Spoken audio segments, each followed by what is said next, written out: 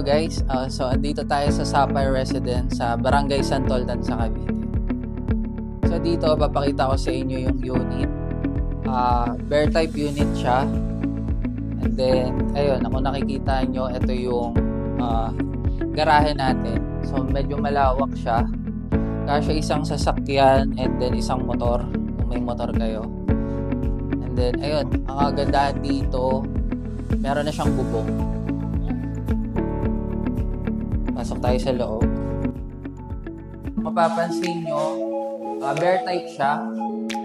Wala pa siyang tiles. Ito yung turnover unit natin.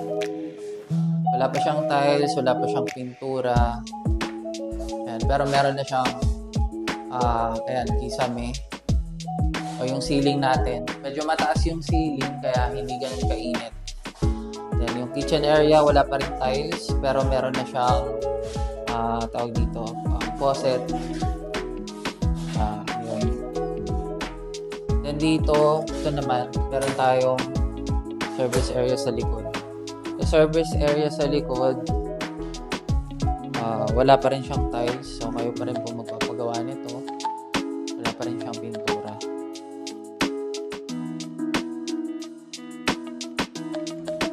Then dito naman, CR, may CR tayo sa baba. Wala pa rin siyang tiles actually. Pero yun, may bowl na siya, may faucet. Meron din tayo. Ito.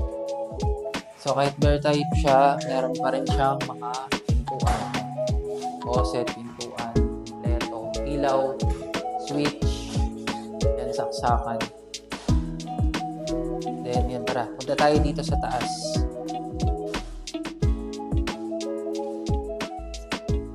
So dito naman sa taas, kung makikita nyo, medyo malawak siya. Then ito, 3 bedroom ang kasya. So nasa sa inyo yun kung 2 bedroom lang gusto nyo. So pwedeng 1 bedroom, 1 sala, or 2 bedroom. Pero ito, 2 to 3 bedrooms talaga, katulad nung sa dress-up unit natin. And ayun. Kung gusto nyo, dito naman, dito nyo ilagay yung sala. Since din nandito kasi yung pinaka bintana natin. Tapos ayun, kagandahan nito, may CR na tayo dito sa taas.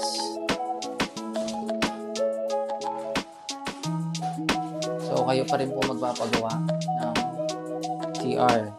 So hindi pa siya tiles, wala pa siyang pintura. So, ayan.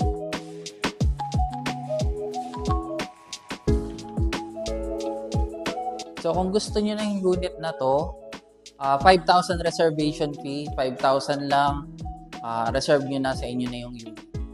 So, 10,000 pesos lang yung down payment niya through Pag-ibig Financing. So, kung gusto niyo makita yung unit na to ng actual, PM nyo lang ako sa Facebook or ito sa contact number ko. So, yun guys. Thank you.